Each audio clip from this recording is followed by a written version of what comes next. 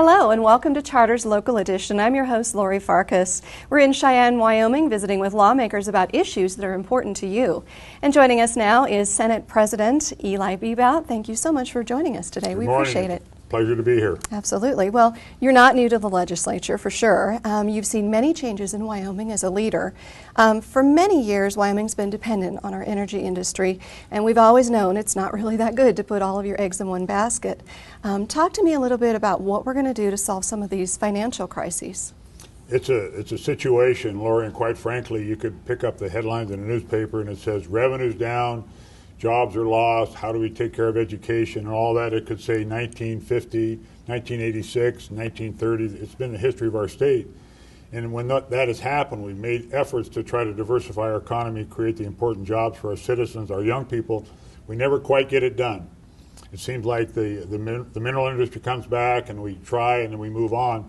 Hopefully this time with the governor's leadership, working with the legislature, we're going to have a longer term look to it, a longer term plan. You know, I want to see Wyoming grow responsibly. I want to see the diversification component happen. We have the Endow program the governor's working on. I'm a sponsor of the bill in the Senate with the Speaker Harshman in the House. It's a good start. You know, we're going to involve the private sector, the people that understand the business side of Wyoming. Government's there to help, not to impede. And so we're optimistic that maybe this time we can make some progress. And it's a long-term plan. It's just not for the next 2 or 3 years. It's a 20-year cycle. Yeah. What are some of the things we're looking at specifically? Is it tech? Is it wind? I mean, all sorts of, partnerships with other states? All of the above. I think everything's on the table. And one of the big things, of course, is, let's not forget our tremendous natural resources. And that's water, recreation, but certainly minerals. And what we need to do is we need to have a level playing field so we can responsibly develop those minerals. But more importantly, we need to add value to those minerals. And you can create a lot of jobs, in tourism related and those kind of things, which we need to do. But if we could bring in some petrochemical plants, some large processing plants, nuclear should be on the table. And those are really good high paying jobs with a tax base. The issue you get into as you diversify is, there's no tax structure in Wyoming for those people and those businesses to pay their fair share. The burden is still on minerals. We need to, that's part of that diversification component. We need to look at how we can broaden our tax base so everybody pays a fair share and we can afford to do it, grow, and have the jobs we need. Speaking of money, this is such an important issue, this legislative session. Talk a little bit about the expense of government. There's a budget bill for general government operations, and then we've also, of course, got the looming huge issue of education funding. So talk a little bit first about just the overall expense of government. Well, one of the things that you can, it's a fair criticism. The government has grown maybe more than I would like to see it, than the taxpayers would like to see it. Certainly, the Governor Meade has stepped in and I think done some really good things in terms of controlling that growth.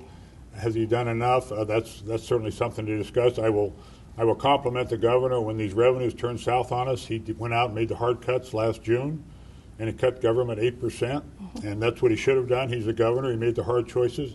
Now it's up to us to continue that, and we need to live within our revenues. And, the answer is not to raise taxes. And I'm against raising taxes during this session. I think we need to look at the responsible reductions in government and certainly in education. And that's the big one in the room, and that's sort of a perfect storm because of the hit we've taken to all of government. It's just a kind of a double whammy. You've heard that discussion for education. But we've been very fortunate the last 10 or 15 years with education. Times have changed. And we need to be responsible, and there's a lot of money we spend in education I don't think we need to spend.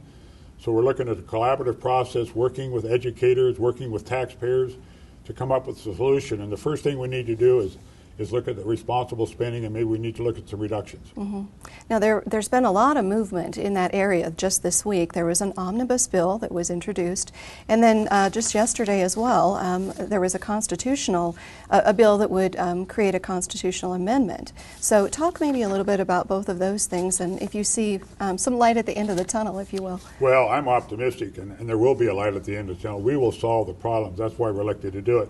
The House has a bill, and a lot of it came from the white paper developed by the Joint Education Committee, and they're going to discuss that bill, a collaborative process, get the public involved.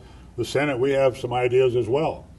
And so we're going to have our own set of bills. We're going to work them in the Senate Education Committee.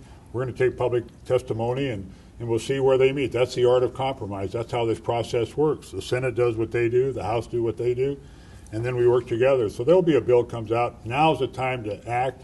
We don't want to leave this session without looking at this education issue. We can't kick the can down the road because there's a cliff out there, and we need to start looking now. Mm-hmm. Now that omnibus bill calls for spending a little bit of the rainy day fund. That always scares people. Is that a necessary fear?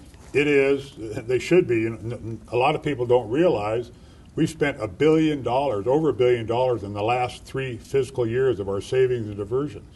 Mm-hmm. So it's not like we're not using that savings account. The challenge is to be cautiously optimistic on how we spend it. If we spend it in the next year or two and this thing lingers for 3 or 4 or 5 years, we've dug a deep hole. Mm-hmm. So I want to make reductions, responsible reductions. I want to cut government. I want to reduce education spending, and yet still utilize the LISRA account, the rainy day fund, for where we need it. That's why it's there. Right, we can do it. I want to talk real quickly before we have to wrap up about federal lands. I know this was a bill that you brought but actually ended up killing and maybe talked about during the interim. Tell us a little bit more about that. One of the issues we have, and it's happened certainly in the last 8 years of the administration in Washington, D.C., is I don't feel like the interpretation by the federal agencies under what true multiple use and sustained yield is. And, in business, it's predictability and certainty. And when you take 10 or 11 years to do an EIS for a windmill project, mm-hmm. or 10 years for an oil and gas drilling project, or 16 years to get an EIS for a grazing permit, the system's broke. And what we tried to do is look at how we might manage or make that system work better. We had a constitutional amendment that I thought protected our public access, which I'm totally for. I do not want to sell or privatize those lands, but I want to be able to have responsible development of our minerals. I want to be able to utilize it for recreation, for tourism, and people in Wyoming, we're losing that access. And that was the whole purpose of that, to protect that access. The bill I chose to kill, it wasn't the time to do it. I made the right decision, but it's a discussion we should continue. Yeah, absolutely. Well, great job. Thank you for all the service that you're providing. Thank you. It's good to see you. It was wonderful talking to you today. And thank you for joining us for Charter's Local Edition. We'll see you next time.